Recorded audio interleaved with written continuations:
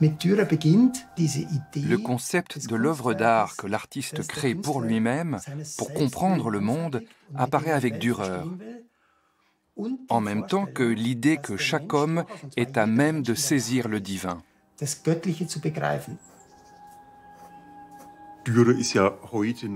Dürer a laissé un très grand nombre d'œuvres, une quantité vraiment exceptionnelle pour un artiste de cette époque.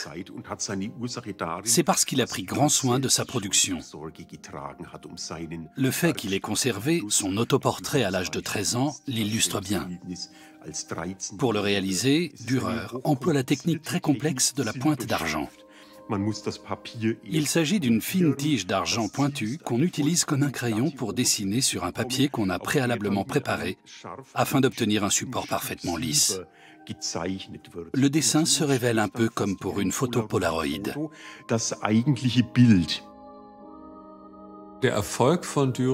Le succès de Dürer tient aussi au fait qu'il n'hésite pas à réexaminer ce qui est connu et éprouvé.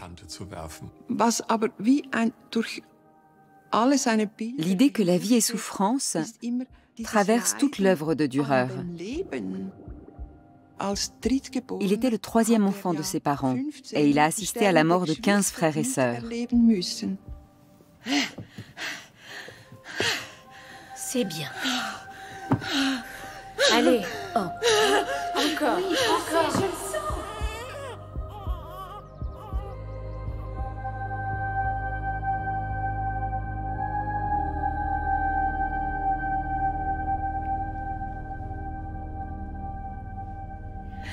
Les voies du Seigneur sont impénétrables. Jésus-Christ, Fils de Dieu, prenez pitié de nous. Accueillez cet enfant. Qu'il grandisse dans l'éclat de votre bonté. Quand on regarde le choix des motifs, on voit que l'univers pictural de Dürer est imprégné d'une conception chrétienne, sans doute renforcée chez lui par les drames de son enfance, selon laquelle le diable et le mal se cachent partout. Ils peuvent surgir à tout moment. Albrecht, je peux venir avec toi. Moi aussi, je veux la voir. Pourquoi tu crois que c'est une petite fille? Parce que moi, j'aimerais avoir une petite sœur. Va dans ta chambre, Ursula. Ici, tu vas réveiller tout le monde. Allez, Oust, retourne au lit. Je te rejoins bientôt et je te raconterai tout. Notre Père qui es aux cieux, que votre nom soit sanctifié, que votre règne vienne, que votre volonté soit faite sur la terre comme au ciel. Donnez-nous aujourd'hui notre pain quotidien. Pardonnez-nous nos offenses comme nous pardonnons aussi à ceux qui nous ont offensés. Et ne nous soumettez pas à la tentation, mais délivrez-nous du mal. Amen.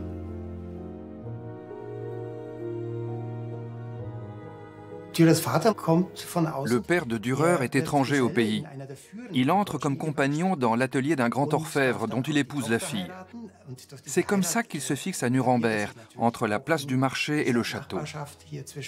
C'est étonnant de voir que dès la première génération, il s'intègre aussi bien, parce que le père de Dürer est bel et bien ce qu'on appelle aujourd'hui un migrant.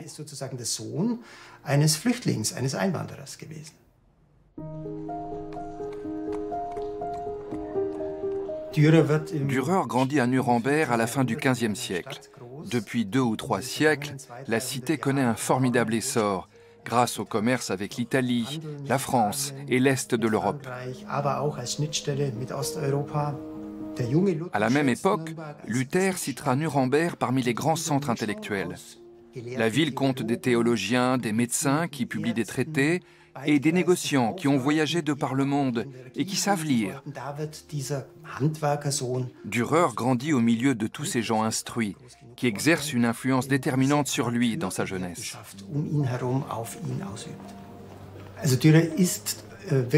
Dürer est né sur la place du marché, au cœur de la ville. Sa famille vit dans la Burgstrasse, en contrebas du château. Son père est un homme estimé parce qu'il travaille les métaux fins pour fabriquer des bijoux et des objets précieux.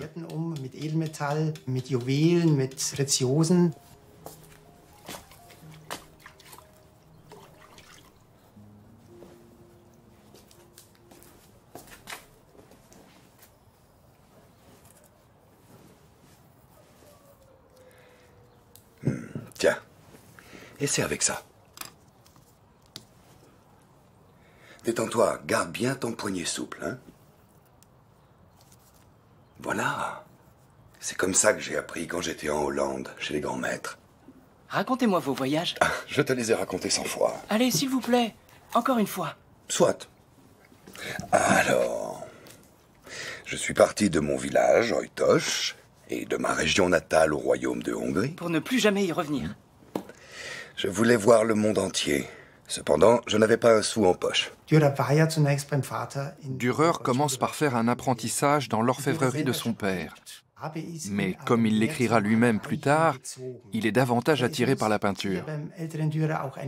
Son père doit voir que son fils est doué pour l'art figuratif et il se dit qu'il ne va pas le cantonner au dessin de formes géométriques pour l'orfèvrerie, alors que le garçon maîtrise à merveille l'art du portrait et de l'autoportrait.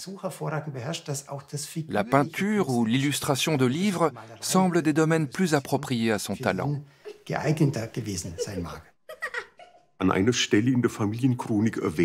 Dans la chronique familiale, Albrecht Dürer évoque son excellente relation avec son père, qui le soutient et avec lequel il peut parler ouvertement. Il exprime une profonde gratitude envers ce père qui, en renonçant à faire de lui un orfèvre, lui a ouvert une grande carrière de peintre et de graveur.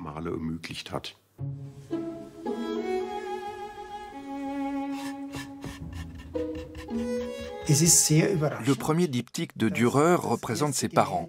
C'est très étonnant. Au verso du portrait de la mère, Dürer peint l'entrée du monde inférieur. Les couleurs en sont devenues très assombries. Cela montre qu'il conçoit sûrement le diptyque comme un memento mori, une œuvre destinée à rappeler à l'homme qu'il est mortel. C'est la seule explication possible. On distingue un petit dragon. Le reste est malheureusement trop foncé de nos jours. On reconnaît certaines choses, mais il y en a beaucoup d'autres qu'on aimerait voir.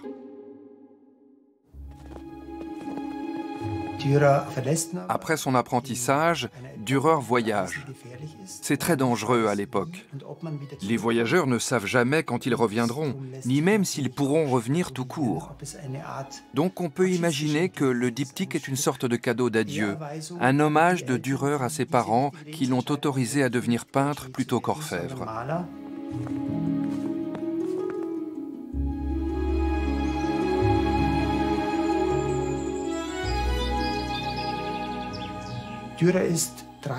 Dürer voyage pendant 3 ans dans les pays de langue allemande, du sud de la Suisse à la Scandinavie.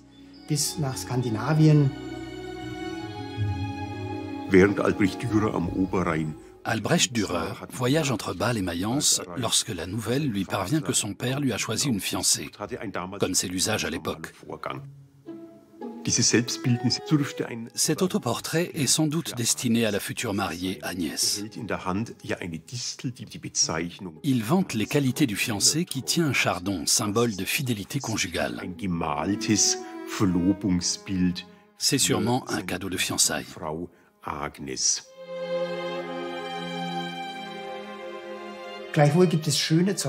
Il y a néanmoins des témoignages très tendres, comme ce dessin qui représente Agnès Frey peu après leur mariage.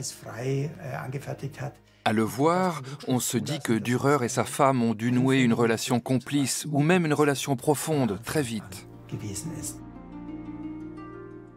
Mon Agnès, il a mis en bas de son dessin, regardez. Il continue de m'appeler ainsi. Bien le bonjour, Agnès. Souvent, en sortant de l'école, je voyais Dürer travailler. Son échoppe était près de la boutique de mes parents. Je crois que je n'ai jamais vu la mère de Dürer rester les bras ballants.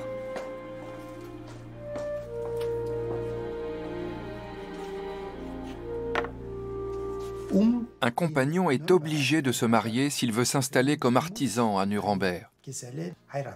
Il ne peut pas simplement ouvrir un atelier. Il doit avoir son propre foyer, comme on dit à l'époque. Mon père tient en haute estime la famille Dürer. La preuve, c'est la dot très généreuse qu'il a prévue pour nos noces. J'ai beaucoup de chance car Albrecht sait m'apprécier.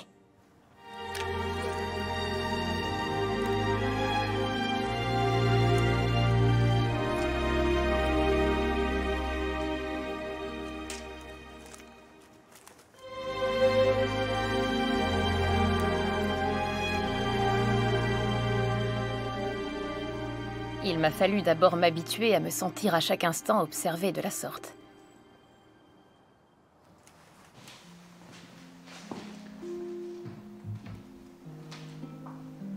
C'est tellement vivant. Je sens l'odeur de l'herbe verte et celle de la terre humide et la douce caresse de la fine brise qui souffle. Je perçois tout cela.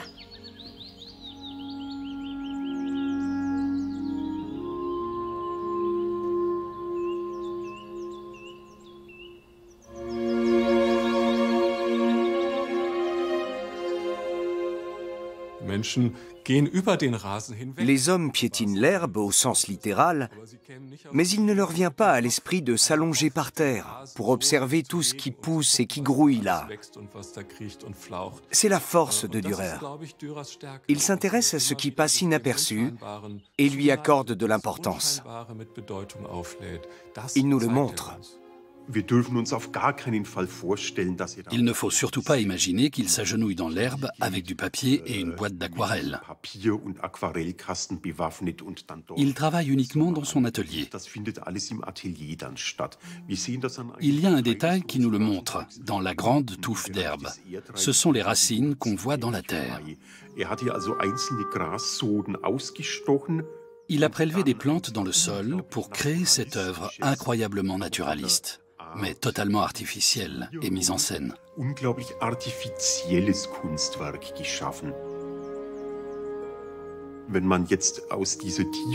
Vu de cette perspective, depuis le sol, la scène devient presque menaçante. On est au niveau d'un insecte qui se demanderait s'il doit s'aventurer dans ces herbes ou si un insecte plus gros ne se cacherait pas derrière la feuille de plantain, prêt à le dévorer. Dürer nous plonge dans une petite histoire. Il faut une bonne dose d'humour pour prélever des plantes dans la nature et en faire une composition dans un atelier. La grande touffe d'herbe révèle une sorte de curiosité enfantine.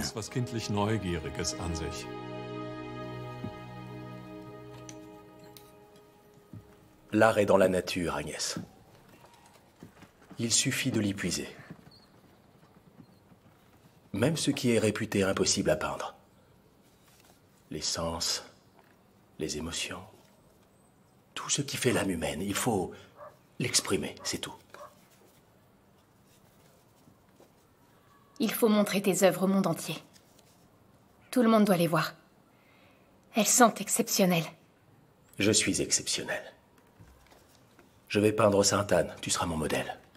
Anne, la sainte stérile. La grand-mère de Dieu. Elle incarne l'amour, la bonté, la grâce.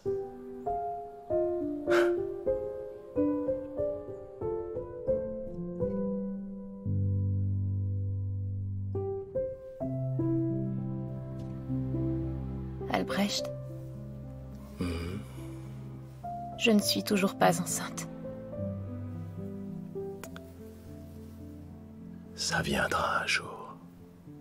Serons-nous à jamais sans enfants?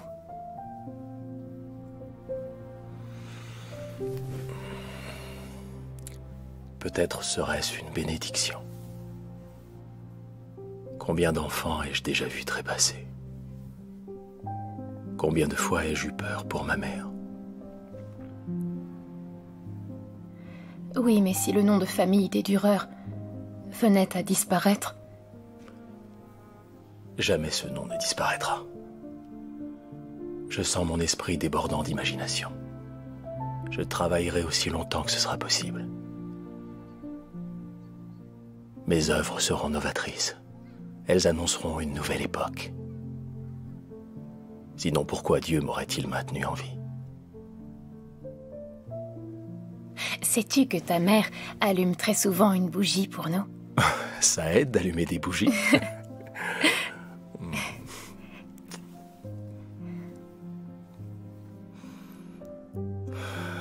Ignore les racontards, mon Agnès. Et prends la vie simplement comme elle vient.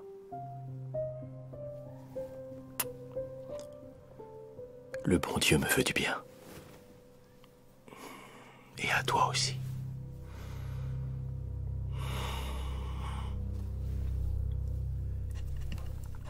Père, je sais que vous n'avez commercé qu'avec les gens fortunés.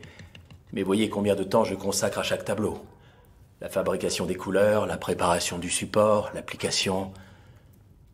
Non, tout ce raffinement ne rapporte point. Tu veux élargir ton négoce? Seuls les gens fortunés peuvent s'offrir le travail d'un orfèvre comme vous. Or, moi, je veux réaliser des œuvres qu'on pourra vendre aux braves gens pour le prix d'un repas. Jamais tu ne pourras ainsi devenir riche. Pourquoi donc les simples manants seraient-ils insensibles à la beauté? Certes, mais là n'est pas la question. Je ne veux point attendre des commandes qui font rarement mon bonheur, père. Je veux jouir d'une grande liberté et je veux pouvoir réaliser mes propres idées. N'est-ce point présomptueux? Une âme arrogante peut vite s'égarer.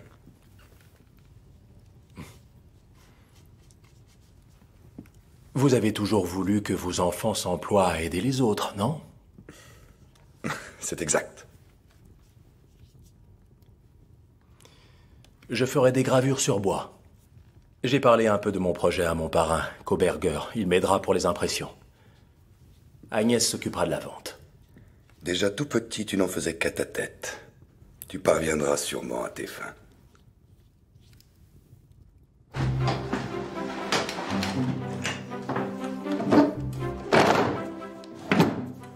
Agnès était en quelque sorte l'agent de son mari. Cela suppose une relation de confiance entre les deux époux. D'ailleurs, Dürer a souvent fait son portrait. Et ses dessins expriment une grande tendresse qu'on ressent même aujourd'hui, 5 siècles plus tard.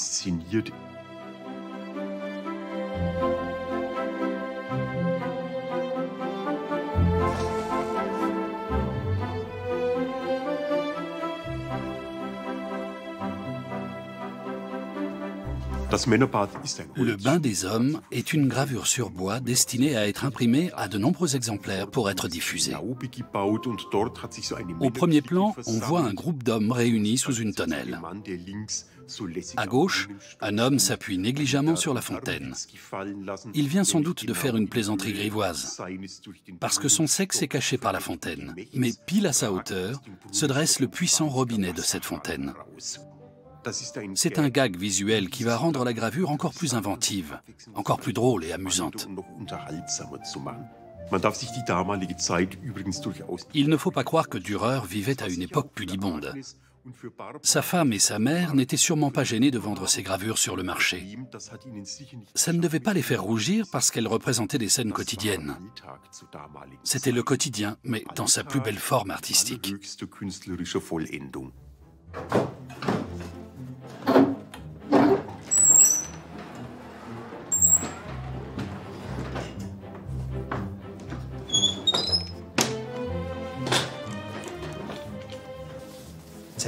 Le bain des femmes est un dessin qui fait sensation. Il nous montre que Dürer a d'abord essayé de comprendre le corps nu pour mieux le vêtir ensuite, comme feront les peintres académiques plus tard.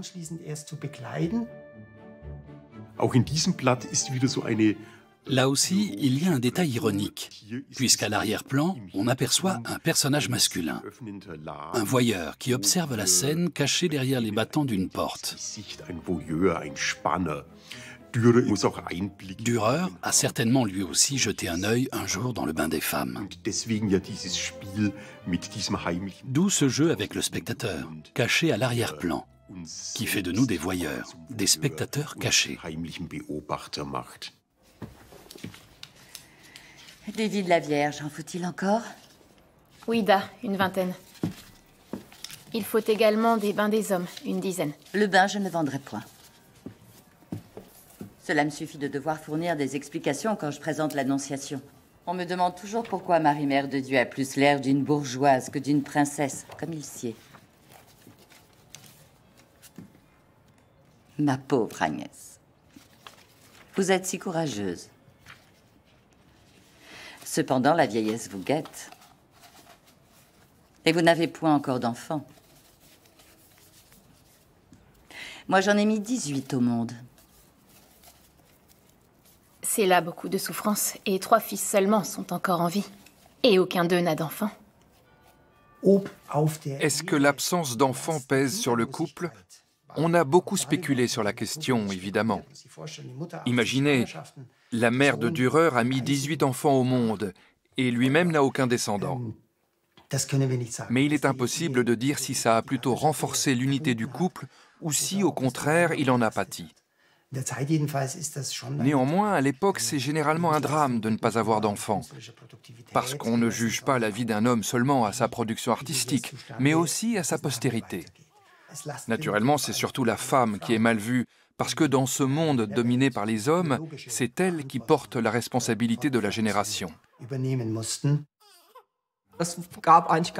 On ne se demandait pas du tout si l'homme était stérile. C'était forcément la faute de la femme.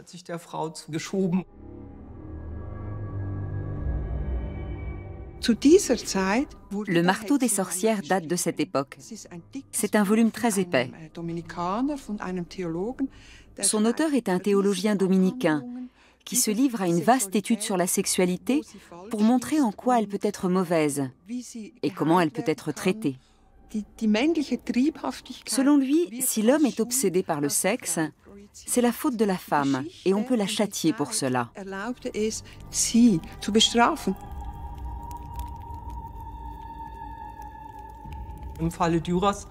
Certains ont émis l'hypothèse que Dürer ait eu la syphilis. En tout cas, lui-même redoutait cette éventualité. Ses dessins en témoignent.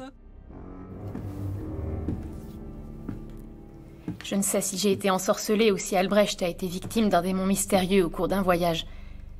Quoi qu'il en soit, nous n'aurons point de descendance.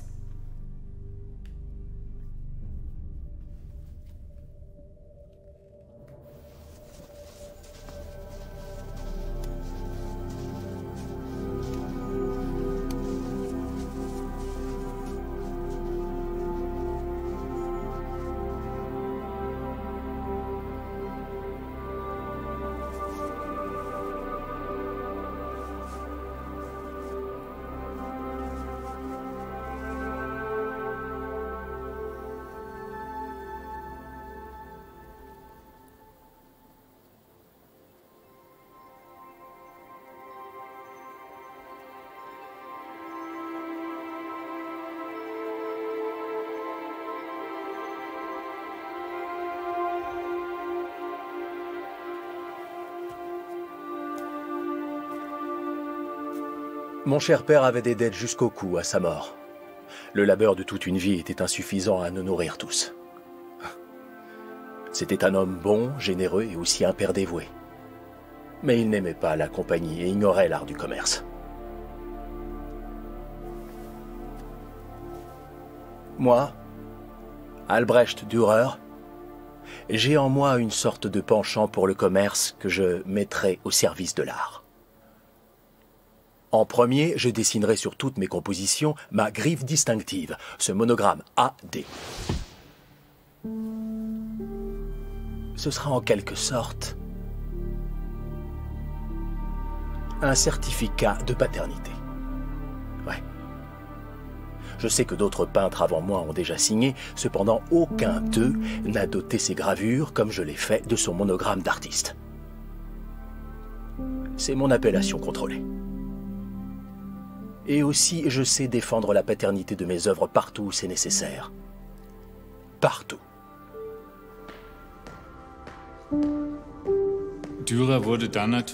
Dürer est devenu célèbre dans toute l'Europe parce qu'il a diffusé à grande échelle ses gravures ornées de ce A en forme de porte qui abrite un D. Il s'agissait de protéger son droit d'auteur, au sens moderne du terme. De nos jours, l'Europe et la Chine se disputent sur la question de savoir si on a le droit ou pas de copier un objet. Dürer a eu des litiges comparables, notamment avec Raimondi, un graveur vénitien qui avait copié purement et simplement ses gravures. Dürer s'est rendu exprès à Venise pour lui dire « Vous n'avez pas le droit, c'est de la contrefaçon. Vous pouvez copier mes gravures, mais pas la marque, pas la signature. » On ne sait pas s'il y a eu un procès ou des poursuites judiciaires. Il est plus vraisemblable qu'ils aient trouvé un arrangement pour que Raimondi cesse d'utiliser le monogramme.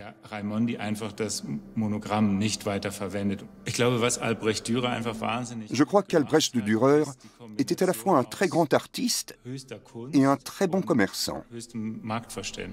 Cette double compétence s'est retrouvée un certain nombre de fois dans l'histoire de l'art. Et systématiquement, l'artiste en question a joui d'une renommée exceptionnelle. C'était le cas de Picasso, par exemple. On ne peut pas nier qu'il avait le sens des affaires. C'est pareil pour Dali, Andy Warhol ou encore Jeff Koons. Le XVe siècle est l'époque où on bascule de l'écriture manuscrite au livre imprimé. Et Dürer sait capter l'air du temps. Je fais un tirage de mes gravures sur bois ou sur cuivre au tout début à, admettons, 200 ou 500 exemplaires. Après, je passe à 1500, et ce n'est pas rare pour moi de faire de tels tirages.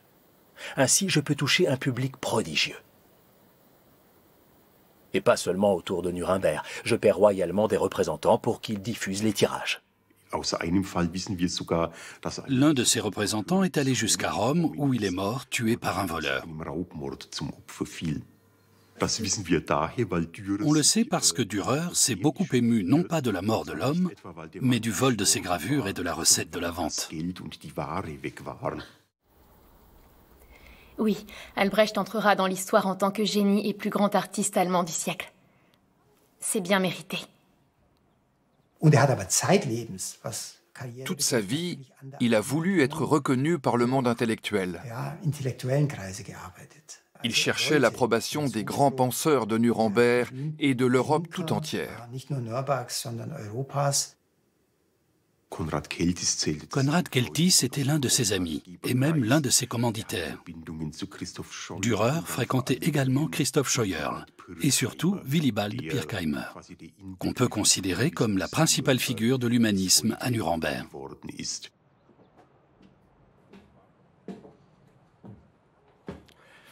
Voilà le praticien et philosophe Willibald Pirkheimer, humaniste et grand buveur qui mène les gens à la baguette. Vite, je m'en vais. Alors, Dame Agnès ? Il ne faut pas imaginer Dürer comme un grand prêtre austère, je pense. C'était un homme très naturel et plein d'humour, dont on appréciait visiblement la compagnie. Il devait être très sociable.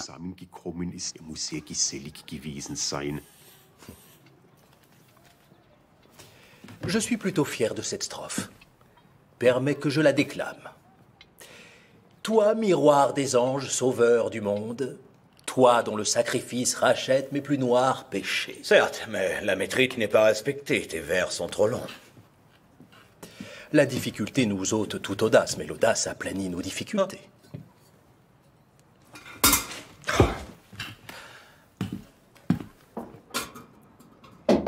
Suzanne, il réclame un autre pichet.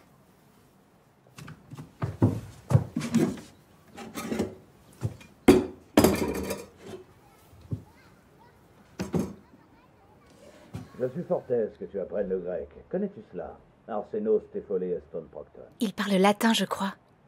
C'est du grec, mais Sir Pirkheimer aime montrer sa science. Connaissez-vous le grec, Dame Agnès? J'ai quelques rudiments. Mon époux n'en sait pas tant. J'aimerais tant apprendre. Cesse d'écouter.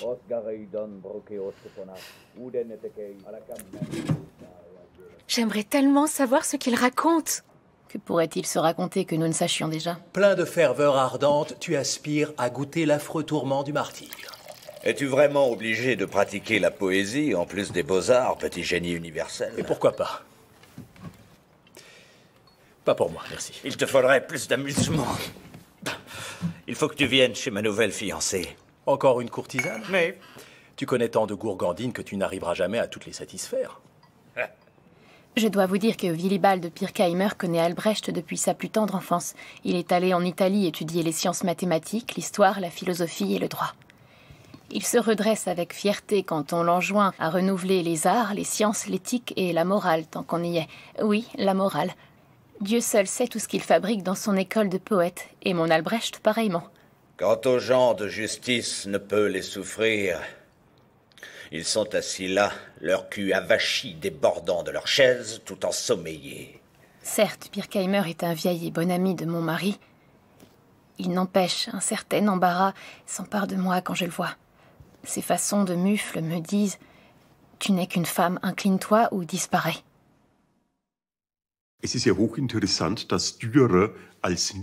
Dürer n'est pas philosophe, et pourtant il est proche du cercle des humanistes de Nuremberg. C'est très intéressant. C'est parce qu'il est capable de traduire en images ce que ses penseurs ont conçu et débattu avec lui.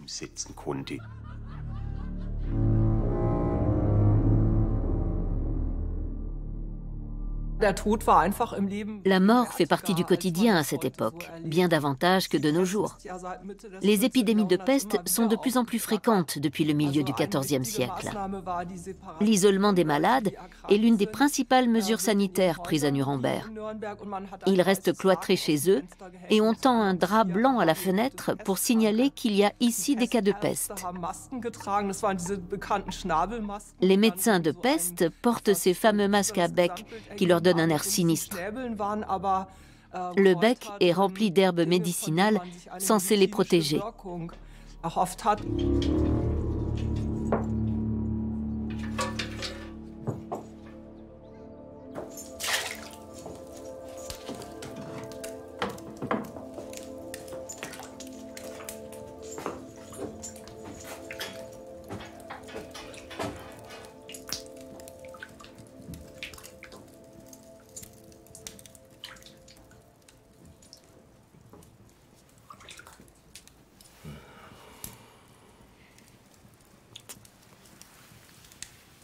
J'ai tant d'idées de ce que je pourrais faire avec ma belle et jeune commère. Qui t'a attendu toute la nuit durant?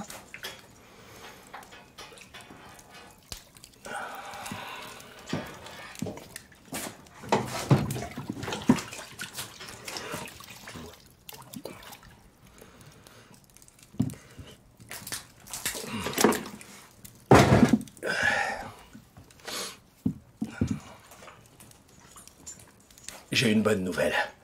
Nous partons pour l'Italie. La peste ne nous aura pas, Agnès. Nous sommes jeunes. La vie est à nous. Je veux être le plus grand peintre d'Allemagne. Je connais ma valeur. Je dois partir en Italie. Les maîtres italiens ont inventé un art supérieur à la peinture allemande. Je ne veux pas qu'on en vienne à sourire de mon art en l'estimant d'un autre siècle. Je veux savoir le nouvel art. N'est-ce pas le meilleur moment pour partir? À Venise, nous serons à l'abri de la maladie. Un tel voyage est très périlleux. Et cher aussi. Il faudra voyager avec un sauf-conduit. Nous nous joindrons à un groupe de la ville qui se rend en Italie. Nous serons sous bonne escorte. À Venise, nous pourrons loger dans la maison des négociants allemands. Oui, mais qui dirigera la maison? Plus que jamais, ta famille a besoin de moi. Et comment comptes-tu honorer tes commandes?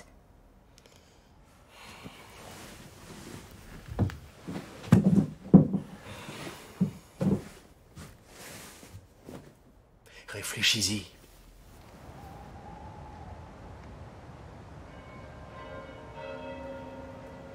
Bonjour, mère.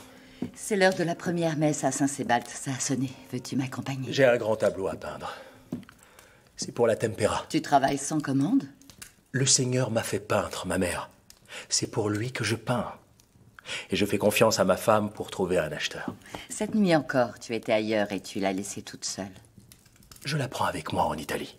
Tu vas en Italie. C'est réservé aux patriciens. Comme Imhoff ou Pirkheimer. Ce n'est point pour les artisans comme toi. Pourquoi Agnès n'a toujours pas d'enfant?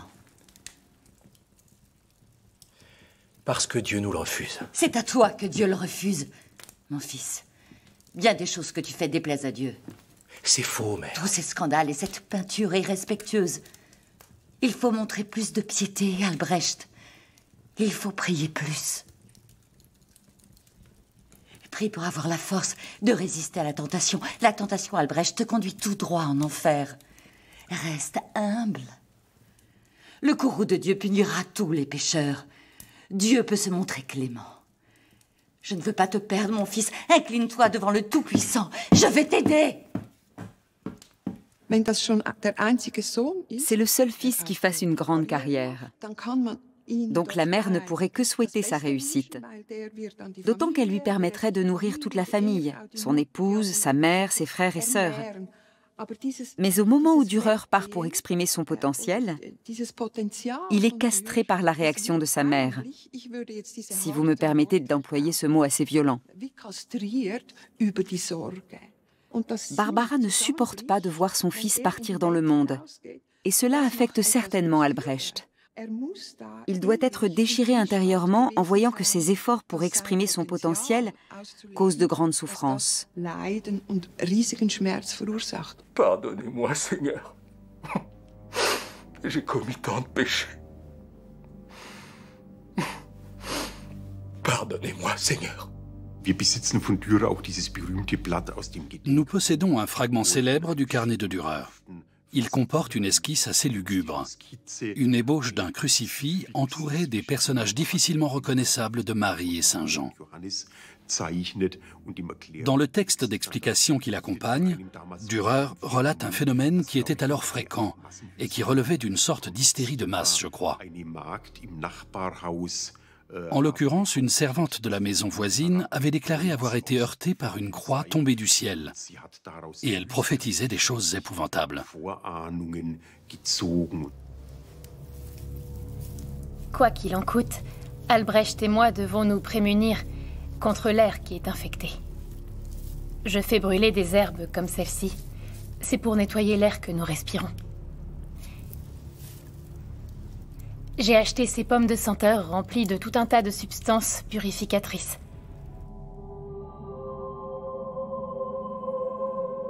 Il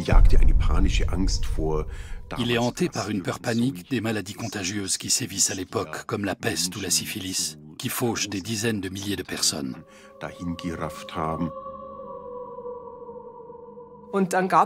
Barbara Dürer est un exemple connu, mais il y en a d'autres, de personnes qui ont eu la peste à plusieurs reprises et qui y ont survécu, parce qu'elles avaient un excellent système immunitaire. Barbara Dürer a aussi survécu à 18 grossesses. Ursula, la sœur préférée d'Albrecht, est morte de la peste noire. Voilà plus d'une semaine qu'il n'a pas quitté sa couche. Il est inconsolable.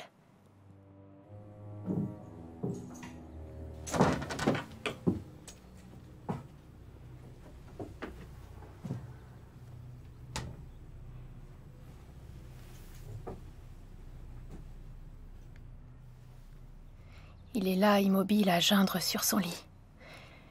C'est effrayant de le voir ainsi renfermé sur lui. Je ne saurais dire pourquoi, cependant l'effroi semble accaparer tout mon être. J'ai envie d'exploser tout à coup et de hurler comme les loups. Ursula!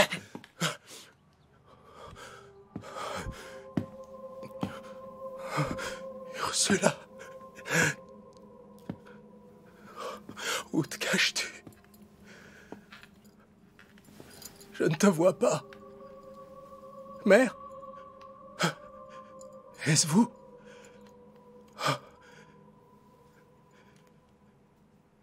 C'est la mort noire. Je ne veux surtout pas voir ma mère. Quand je vois son chagrin, ça me bouleverse trop.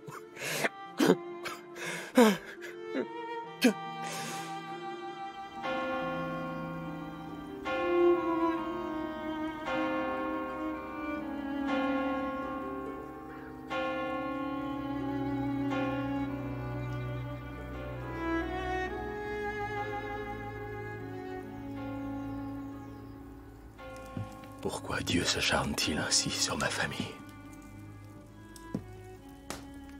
Je cherche en vain ce qui a provoqué sa colère. Ma mère jeune et prie plus que tous les habitants de la ville réunis. Elle n'a donné vie que pour voir ses enfants mourir à peine nés. Mais toi, tu es vivant, Albrecht. Oui, je suis en vie. Mais pourquoi me laisse-t-il vivre? Qu'attend-il de moi? J'ai très peur. Très peur. J'appréhende de ne pas mériter la confiance de Dieu. Je suis glacé d'effroi.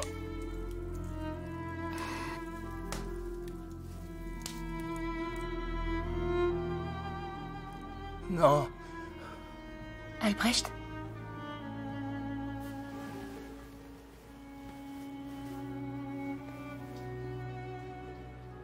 Aide-moi. Aide-moi, s'il te plaît. Il est hanté par la peur de l'au-delà, de ce grand inconnu.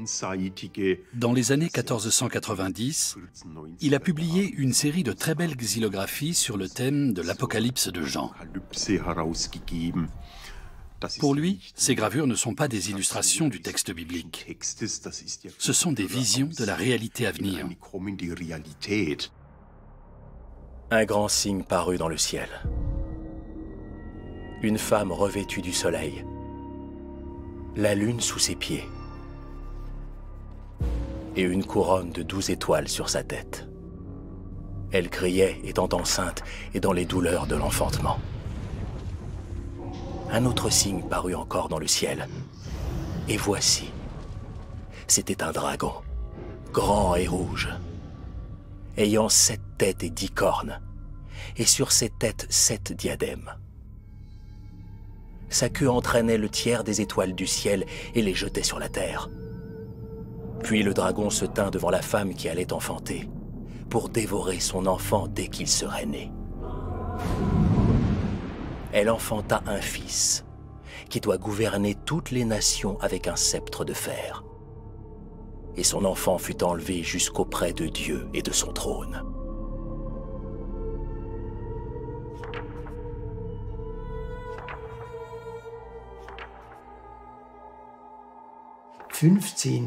C'est un volume de 15 gravures de 40 cm de haut qui représente une série de catastrophes.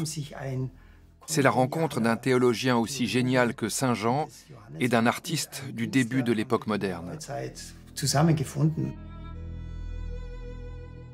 À sa façon, Dürer est un prophète lui aussi, du fait de son imagination débordante et du plaisir qu'il a à imaginer des créatures qui n'existent pas ou qui ne sont pas visibles pour le commun des mortels.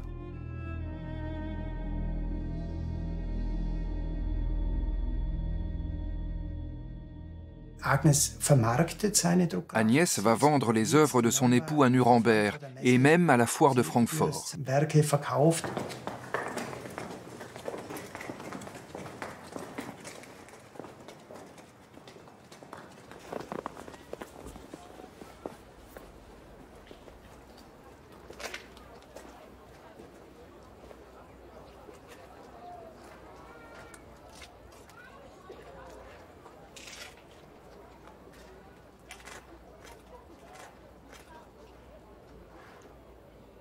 N'êtes-vous point embarrassé de devoir vendre une gravure d'Adam nu?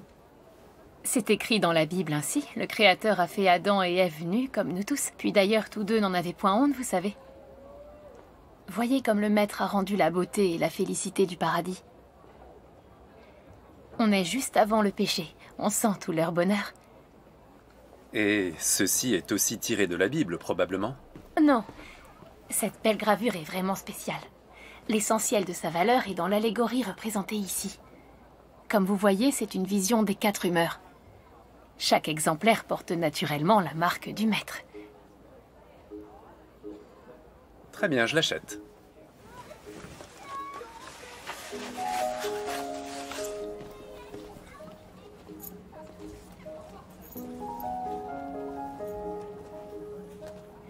Je savais bien qu'il m'achèterait quelque chose. Regardez la gravure d'Adam et Ève. Traditionnellement, ces deux personnages sont représentés tête baissée, conscients de leurs péchés. Mais pas chez Dürer. Non. Là, les personnages sont pleins de désirs. Ils flirtent même avec la tentation. Dürer donne vie à ces personnages. Il les fait palpiter. C'est pour ça que ces dessins sont devenus si emblématiques.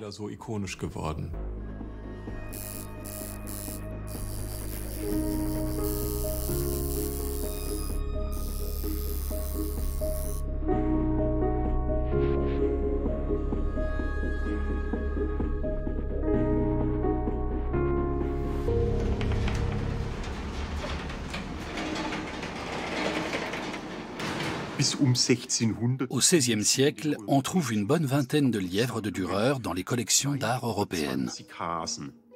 Mais l'œuvre authentique n'a jamais quitté Nuremberg. Ce lièvre réunit toutes les innovations artistiques révolutionnaires de Dürer.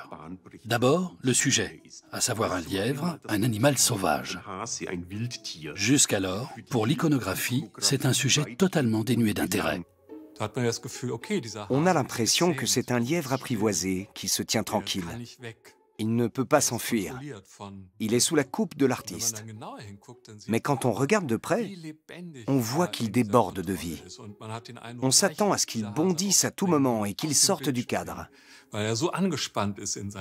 Parce qu'il est tellement tendu dans son immobilité. Dès que je me concentre sur l'image, ce que je croyais voir s'envole. Et l'image acquiert une dimension très personnelle.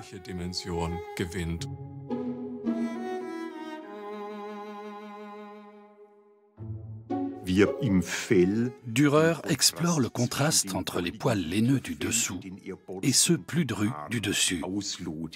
La lumière qui vient de la gauche tombe doucement sur le pelage et lui donne un aspect soyeux et luisant.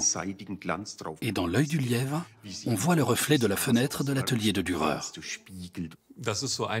À travers ce détail qui a fait couler beaucoup d'encre, Dürer nous dit « Ceci n'est pas la nature en soi, c'est une invention de la nature que j'ai faite dans mon atelier. » Ce n'est pas une pure invention, il y a vraiment des lièvres qui ont cette apparence, mais c'est moi, avec mon art, qui représente le lièvre de cette façon.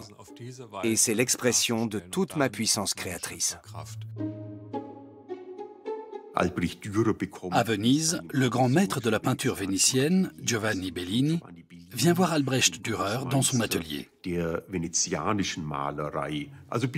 il lui demande une faveur. Il aimerait que Dürer lui fasse cadeau du pinceau avec lequel il peint les cheveux et les poils avec tant de finesse, de subtilité et de naturel.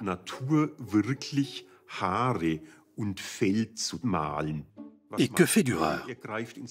Il attrape tous ses pinceaux et les lui tend en disant d'un air nonchalant « Prenez celui que vous voulez, je peux utiliser n'importe lequel. »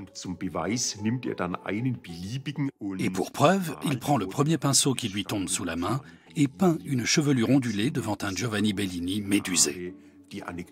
L'anecdote se termine sur une phrase du maître vénitien qui aurait dit « Si je raconte cela, personne ne me croira. »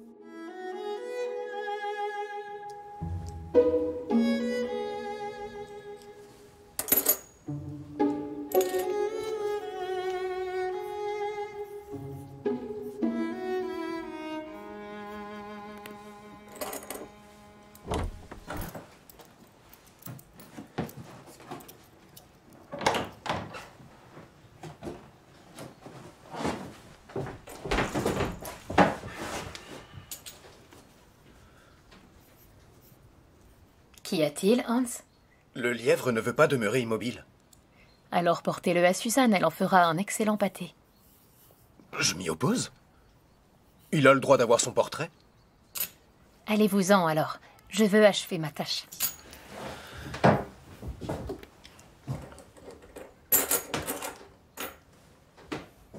Oserais-je... Qu'avez-vous encore? Les affaires marchent-elles bien? Oui, mais il faut constamment surveiller les gens, sans quoi ils nous volent. Vous n'avez point réglé vos droits d'apprentissage, d'ailleurs? Si je vous aidais à la vente, serions-nous quittes? J'y réfléchirai, oui. Or, laissez-moi travailler, il faut que j'enregistre les commandes ainsi que les dépenses d'aujourd'hui.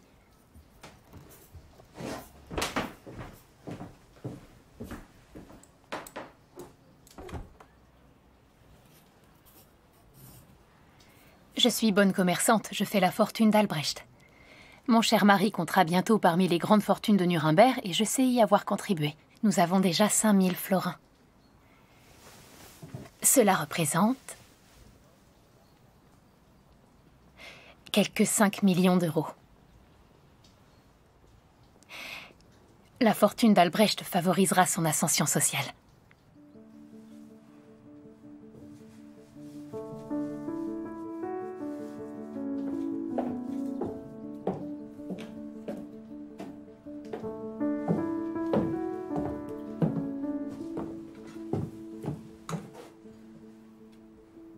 Je vous plais, mère?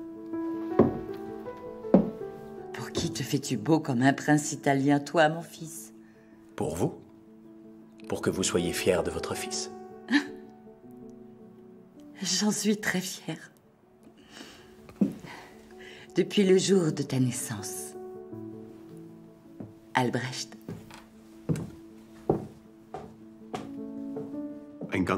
L'autoportrait occupe une place de choix dans l'œuvre de Dürer.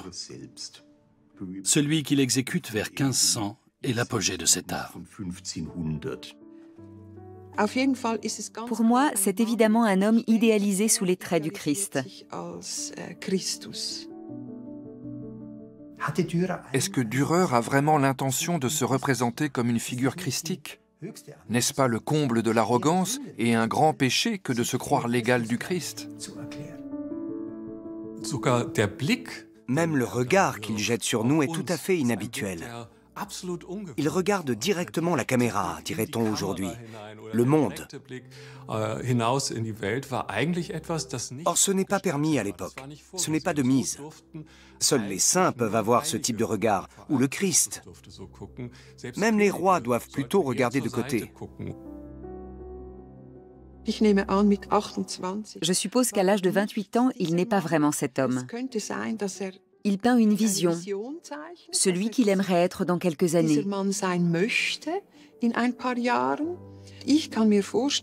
J'imagine que derrière cette idéalisation, il y a un homme, Dürer, qui se sent dévalorisé, qui n'a pas reçu assez d'attention, étant issu d'une fratrie de 18 enfants. J'imagine qu'il doit se battre contre ce sentiment de dévalorisation et qu'il y a un transfert dans la sexualité. Il ne se voit peut-être pas comme un homme phallique, viril, comme ce personnage qu'il représente ici. Je ne suis rien dans le monde. Et pourtant, je suis soudain tout-puissant quand je peins. Dürer dit presque « j'ai ma propre énergie créatrice ». L'être humain lui-même dispose de ce pouvoir de création. Et là, il émerge de l'ombre et en pleine lumière dit « c'est moi, Albrecht Dürer ». Et il se représente sous les traits d'une figure christique. Voyez, comme moi, Albrecht Dürer de Nuremberg, me suis peint avec des couleurs résistantes et permanentes à l'âge de 28 ans. Il y a deux inscriptions, à droite et à gauche. Le naturalisme est couplé à une inscription, autrement dit à une abstraction. Dürer dit « Attention, ce n'est pas la réalité. C'est une représentation de la réalité, peinte par moi à l'âge de 28 ans. » Il nous dit également « Je ne suis pas l'homme représenté sur la toile, mais je me suis représenté ainsi. » Ça fait une grande différence. Il se crée. Il crée une image de lui-même et peut s'y raccrocher. Ou alors il tient à cette histoire qu'il montre, à savoir qu'il veut passer à la postérité avec ces attributs-là. On entre dans la grandeur qu'en arrivant à sortir de l'impuissance, jamais autrement.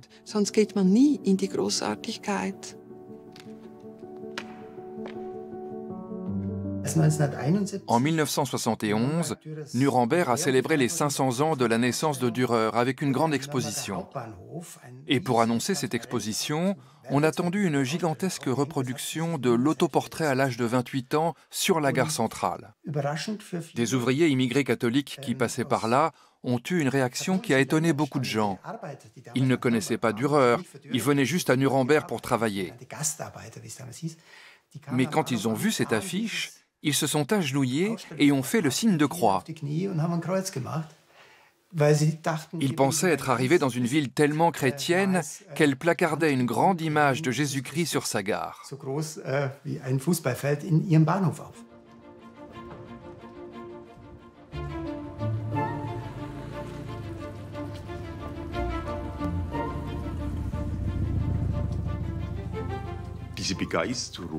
Cet enthousiasme pour la Renaissance italienne lui vient sûrement de la fréquentation des humanistes de Nuremberg. Il doit avoir envie d'aller lui aussi en Italie, comme ses amis l'ont fait durant leur formation. Venise était alors un haut lieu de l'imprimerie. Il y a trouvé de nouveaux débouchés commerciaux, si je puis dire.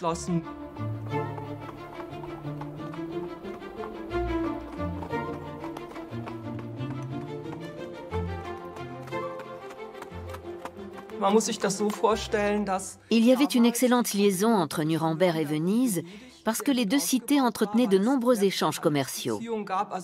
Il fallait environ 2 semaines pour aller de l'une à l'autre. À Venise, il y avait le comptoir des Allemands. Donc, même sans parler italien, on pouvait nouer des relations avec l'aide d'interprètes. L'Italie était alors un grand centre culturel. Dürer s'est fait des contacts et surtout, il a cherché à acquérir de nouvelles connaissances. Les 9 lettres que Dürer écrit de Venise à son ami Willibald Pirkheimer montrent à quel point il s'épanouit en l'espace d'une petite année. Au début, il est anxieux. Quel accueil vais-je recevoir des artistes vénitiens? Vais-je trouver ma place? Mais lettre après lettre, il s'exprime plus librement. Il plaisante davantage, y compris en italien. On découvre un Dürer heureux, insolent, qui aime faire des emplettes. Il s'achète tel vêtement, il apprend à danser et à manier l'épée. Il vit, tout simplement. Je deviens un véritable gentiluomo à Venise, un grand seigneur. Giovanni Bellini est toujours le plus grand peintre de Venise. Il est venu me voir et veut que je lui fasse une composition. Par la grâce de Dieu, je me porte bien et je travaille ferme. Cependant, mon grand tableau de la Vierge de la fête du Rosaire me demande beaucoup de soin. J'ai fermé la bouche au peintre de Venise qui disait « C'est un habile graveur, mais il n'entend rien au maniement des couleurs. » Maintenant, tout le monde s'accorde à dire que l'on n'a jamais vu plus beau coloris.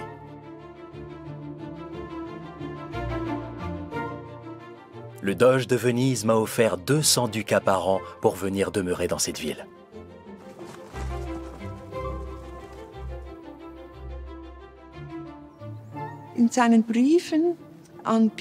Dürer et Pirkheimer entretiennent une correspondance très suivie. Ils échangent sur les prostituées. « Saluez telle femme de ma part.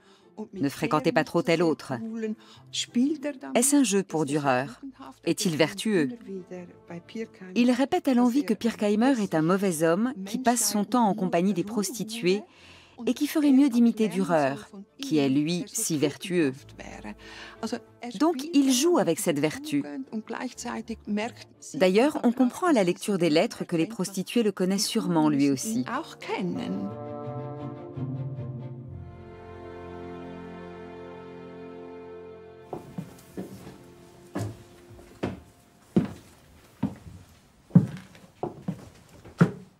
Mes hommages, gentes dames et nièces. Est-il arrivé un malheur?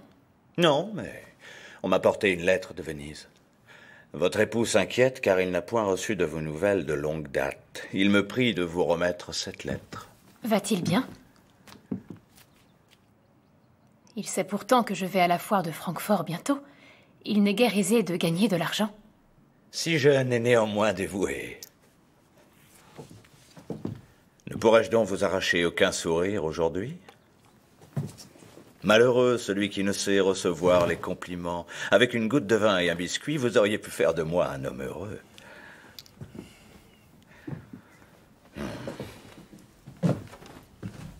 Je sais maintenant ce qui tient votre mari hors du logis. La prochaine fois, dites à votre valet de vous annoncer dans les règles. Je me tiendrai prête. Je lui dirai. Peut-être.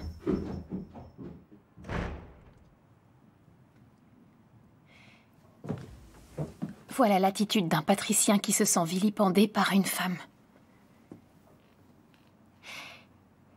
Il peut bien parler latin et grec. Il arrive, nous fait l'honneur d'une visite, et toute la famille doit le servir. Je peste quand on me prend par surprise. Je n'ai vraiment pas le temps de le servir, qu'il aille voir ses gourgandines. Pourquoi Albrecht recherche-t-il autant sa compagnie? Mieux vaut me taire. J'entends déjà la mère Dürer qui trouve à se plaindre de moi. Oublierais-tu les bontés du patricien? J'aurai la réputation d'une ingrate, j'en suis sûre. C'est évident.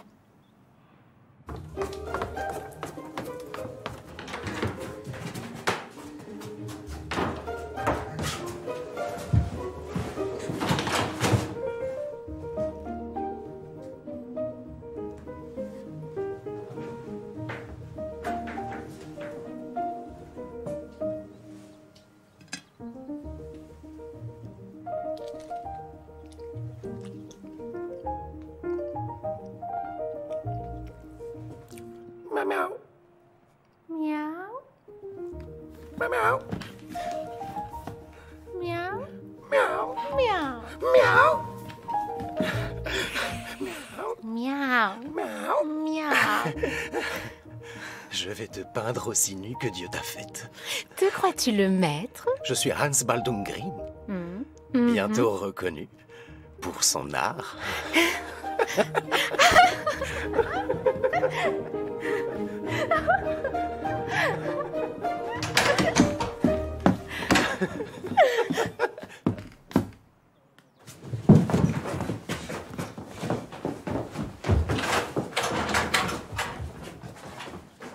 As-tu donc perdu la raison, Suzanne?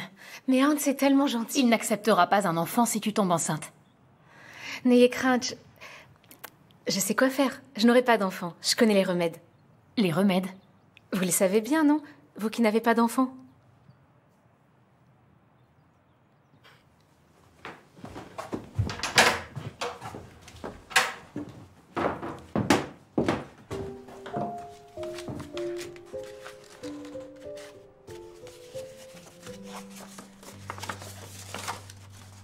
Je m'étais mis dans la tête d'apprendre à danser.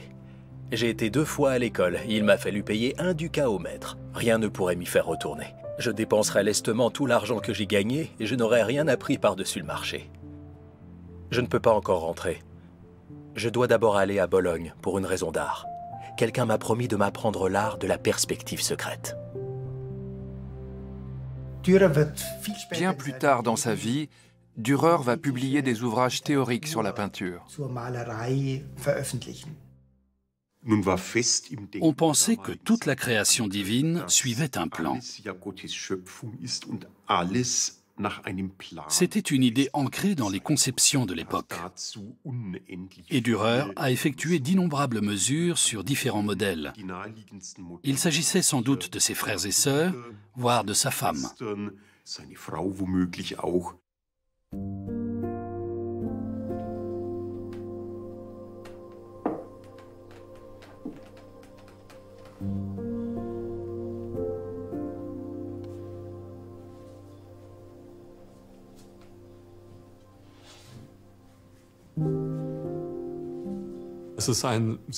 C'est un portrait très touchant, parce que Dürer se représente dans toute sa vulnérabilité, sans aucun ménagement. Il n'enfile aucun costume, il ne joue aucun rôle. On a l'impression qu'il cherche vraiment à savoir qui il est.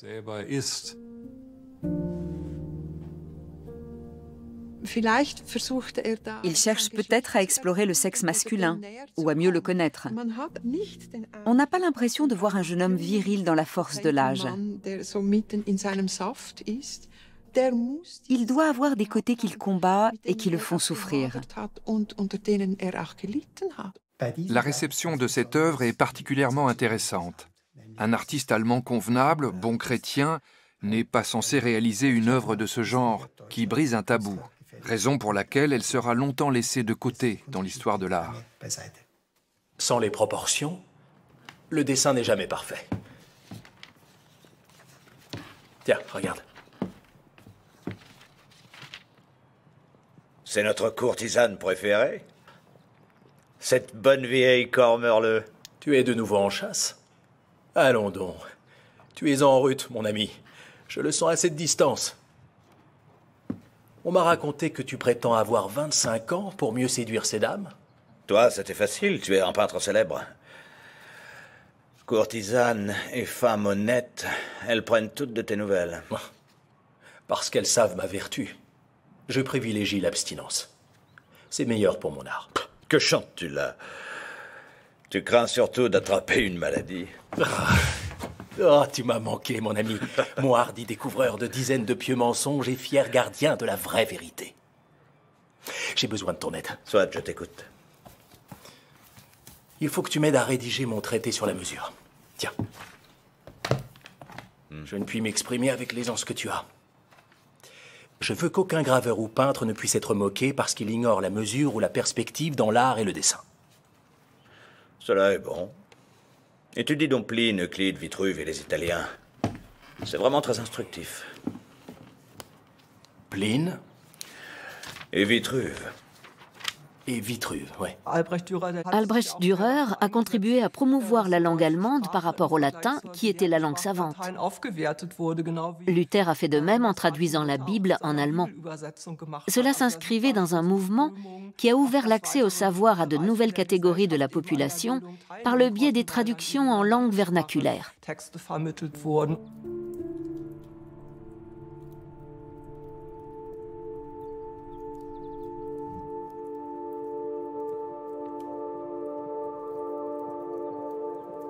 Pourquoi rester dans le noir? La lumière du printemps dehors est resplendissante. Chaque jour de ma vie, je remercie Dieu pour le don que tu as. Mais pourquoi ne crains-tu point le Seigneur? Pour endurer la vie, où pourrons-nous puiser la force?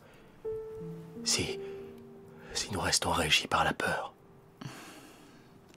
Tu dois prier, Albrecht. Tu dois prier pour être pardonné.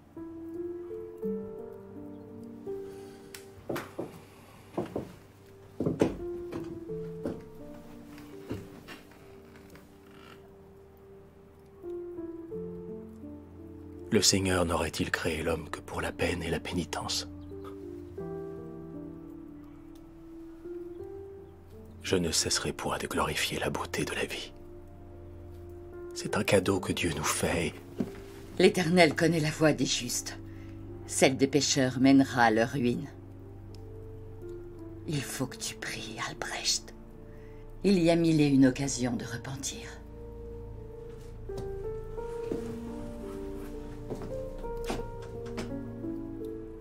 Va.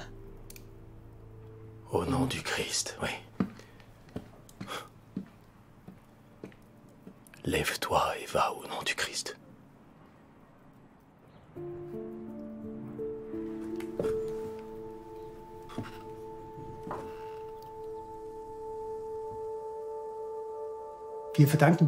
Dürer nous livre une œuvre poignante qui révèle des choses sur sa mère. Il s'agit du portrait de la mère à l'agonie, qu'il dessine au fusain un mois avant la mort de Barbara. Dürer le note d'ailleurs sur le dessin. Il veut que nous le sachions. Il fait ça pour nous, pas seulement pour lui. C'est une œuvre puissante qui représente la vieillesse sans complaisance, le contre-pied de la beauté.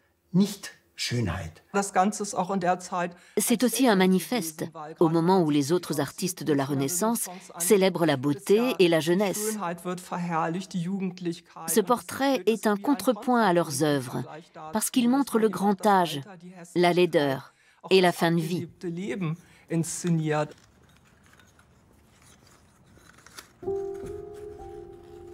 S'il te plaît, passe-moi ma coiffe la plus belle. J'aime beaucoup celle-ci, mère.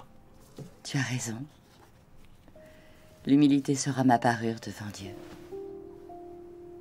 Il va devoir vous attendre encore un peu. Qui priera pour toi quand je serai morte? Ceux qui, comme toi, flânent avec de longs cheveux et une vilaine barbe. Ils ne plaisent guère au Seigneur. Combien de temps veux-tu encore forniquer et traîner dehors avec ton ami jusqu'au point du jour?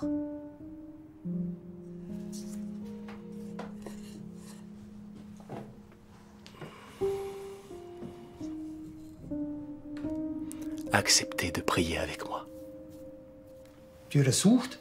D'un côté, Dürer cherche la beauté parfaite, mais de l'autre, il considère qu'il existe une infinité de degrés entre le beau et le laid. Comme souvent, le portrait qu'il réalise est ambigu et très difficile à interpréter. On peut voir une vieille femme malade qui se résigne à la mort, consciente qu'elle approche de la fin de sa vie. Mais on peut tout aussi bien voir une mère sévère, critique et dubitative, voire renfrognée, qui vient de rappeler son fils à l'ordre. Seigneur Dieu Tout-Puissant. Seigneur Dieu Tout-Puissant. Prenez pitié de nous autres. Prenez pitié de nous autres. Guidez-nous, faites-nous entendre votre sainte voix. Guidez-nous, faites-nous entendre votre sainte voix. Et ne nous soumettez pas à la tentation qui mène à la damnation éternelle. Dieu ne pourra pas t'entendre. Ne voyez-vous point que souvent les paroles divines sont falsifiées par les interprètes? Ils ne les évoquent quasiment pas.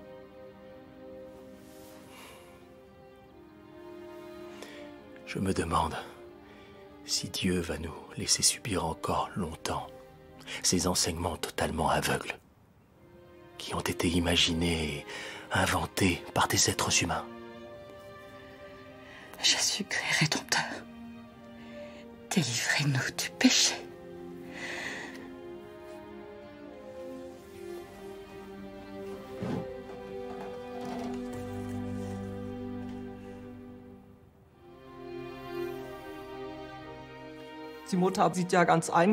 La mère a le visage émacié. C'est sûrement parce qu'elle n'a plus aucune dent en haut, sans doute à cause de ses nombreuses grossesses. Mais d'après des études médicales, c'est également le signe d'un probable cancer. En même temps, ce portrait nous montre la relation entre la mère et le fils. Oculi meisem per adomi. Je tourne constamment les yeux vers l'Éternel. Ce n'est pas un beau portrait. Mais il est vrai.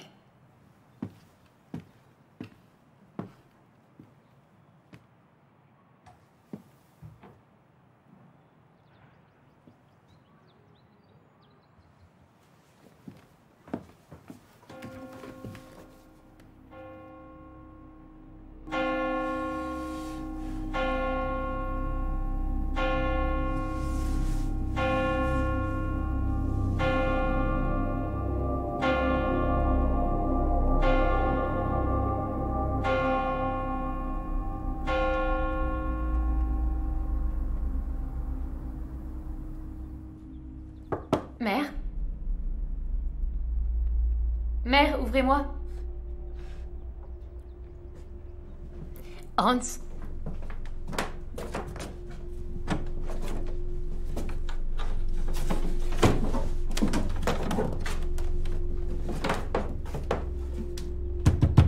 Mère?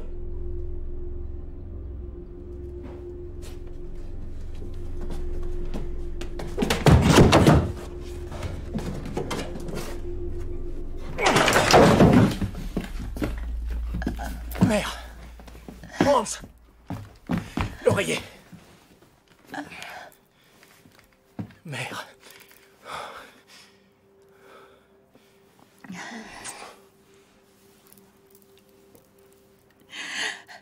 Mère! On dit que ceux qui mènent une vie agréable à Dieu, une vie de piété, meurent en paix. Oui. Mais si ce n'était pas vrai... Pourquoi douter, mère? Que j'ai affreusement mal. Va. Oh, mère, je vous en prie, pardonnez mes paroles effrontées. Pardonnez-moi. Pardon, mère. Pardon.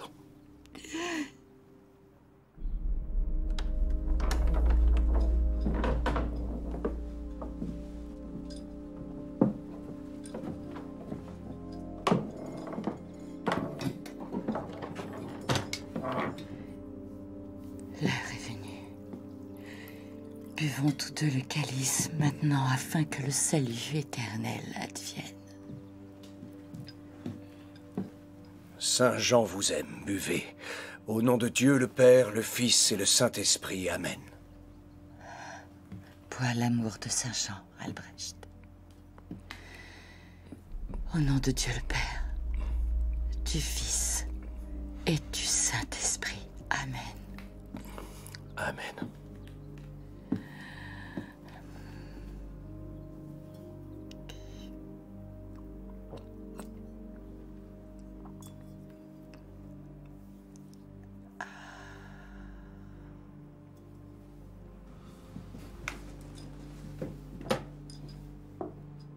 Combien de fois ai-je souhaité être l'enfant mort-né qui restera à jamais dans votre ventre?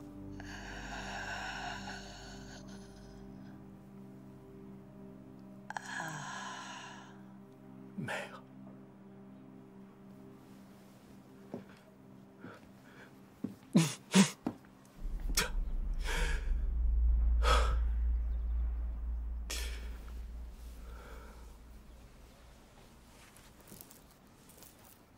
Accueillez ma chère mère près de vous et menez-la au paradis.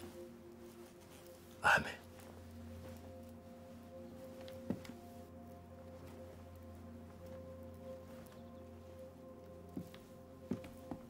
Voyez comme elle a l'air serein.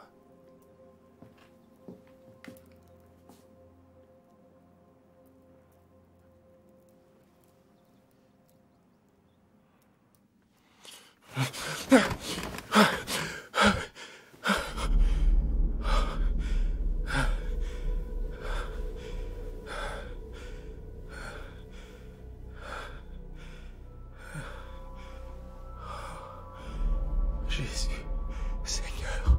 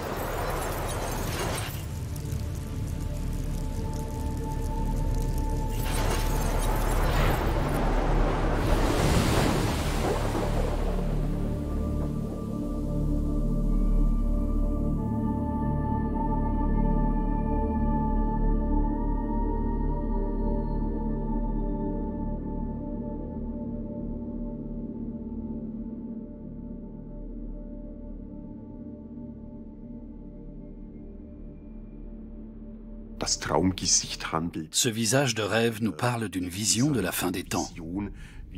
Nous voyons sur l'aquarelle une vague évocation d'un paysage avec un horizon très bas. Le ciel est menaçant avec des nuages noirs et au milieu, un tourbillon qui fait penser à un champignon atomique.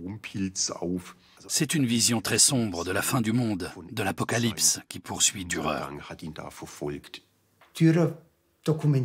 Dürer couche son rêve sur papier. Il cherche peut-être à l'exorciser. Il le dessine au pinceau et il l'écrit avec moult détails. Ce ne sont pas juste quelques lignes notées dans son journal.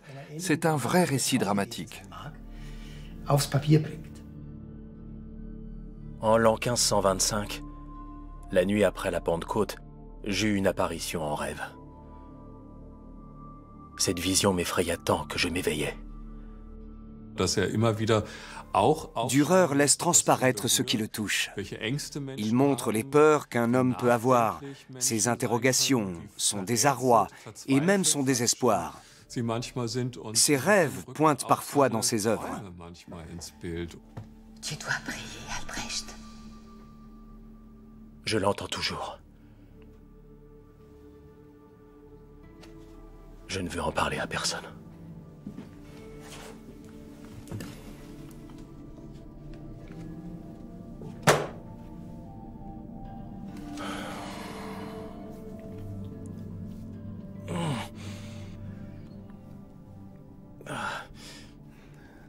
C'est bien ce que je pensais. C'est la rate.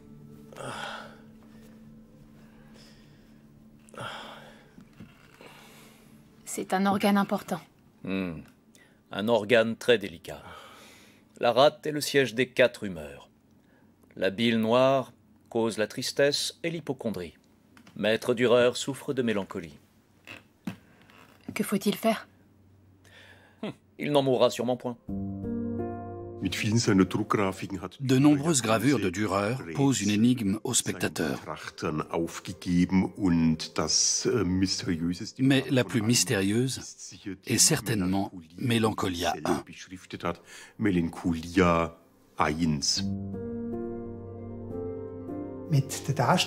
Il y a ce personnage féminin robuste, ce génie dont il n'est pas facile d'établir le sexe. Elle est dotée d'ailes, donc elle a la plus grande mobilité qu'on puisse imaginer. Elle peut aller partout. Et pourtant, elle est assise là, songeuse. À ses pieds, il y a tous les outils qui s'offrent pour façonner la vie. Mais elle ne s'en sert pas. Elle est incapable de créer. Tous les artistes font un jour cette expérience fondamentale. Ils voient qu'ils ne sont pas toujours à même de créer. Il y a ce puto, ce chérubin qui essaie de grimper sur des échasses.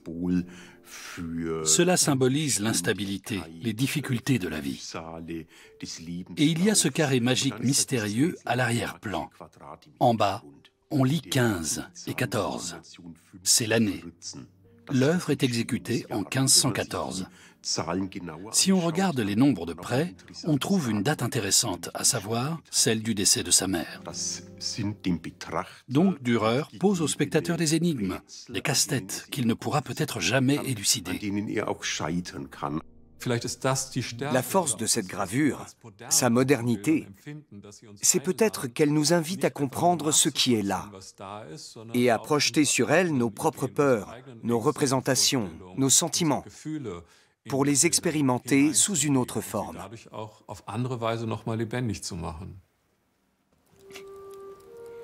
Nous avons fait un magnifique voyage à travers la Flandre. Pour moi, ce furent les jours et les mois les plus beaux que j'ai vécus, et sans doute même que je vivrai. À Amsterdam, Bruxelles et aussi Anvers, oui, partout, nous fûmes reçus par des souverains et des grands seigneurs comme des vrais princes. Un triomphe pour mon époux. J'étais moi à ses côtés, sa tendre épouse. C'était merveilleux. C'est beau dans un couple quand chacun peut exprimer sa personnalité. En Zélande, une forte marée chassée par l'ouragan fit échouer une baleine. Elle était si grande que le peuple en avait peur. J'aurais voulu l'admirer, mais lorsque je suis arrivé, la marée l'avait emportée. Ma femme était restée à Anvers. Jamais je ne saurais ce que tu fis avec ton admirateur pendant que je défiais les éléments dans une vaine tentative de voir la baleine. Rien ne m'est aussi cher que la fine étole que tu m'as offerte lors du voyage. As-tu oublié ce très beau perroquet donné par ton grand admirateur portugais en cachette? Sans compter cette bague à ton doigt.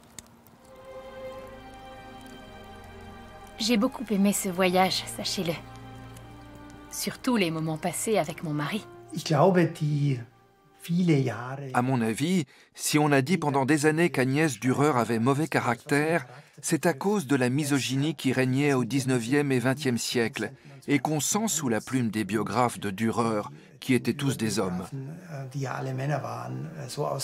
Le récit que Dürer fait de son voyage aux Pays-Bas semble plutôt montrer qu'il était heureux avec sa femme, au moins à la fin de sa vie. Une femme peut avoir de l'assurance, avoir ses propres opinions, contredire parfois son mari, défendre ses propres idées qui sont le fruit de son expérience. Est-ce pour autant une méchante femme? On peut regarder ce couple sous cet angle. L'épouse de Dürer avait des admirateurs. Si elle n'avait pas eu de charisme et cette posture, elle n'en aurait pas eu. Qui pensera encore à moi à l'avenir? Vous savez que je n'ai jamais connu le bonheur d'avoir un enfant qui me chérisse.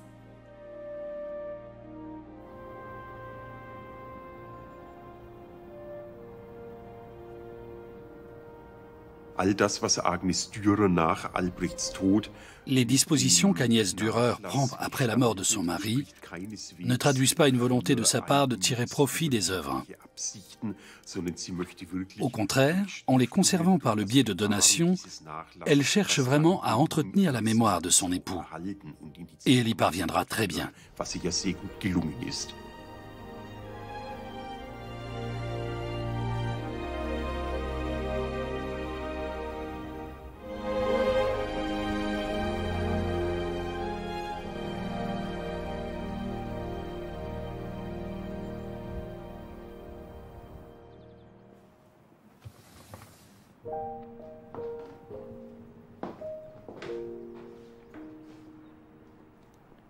Albrecht m'a donné la force et la liberté, et à d'autres aussi.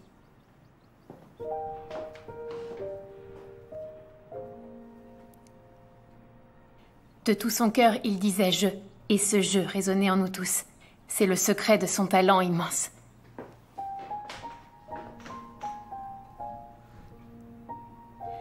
Je veux faire en sorte que son génie reste avec nous éternellement.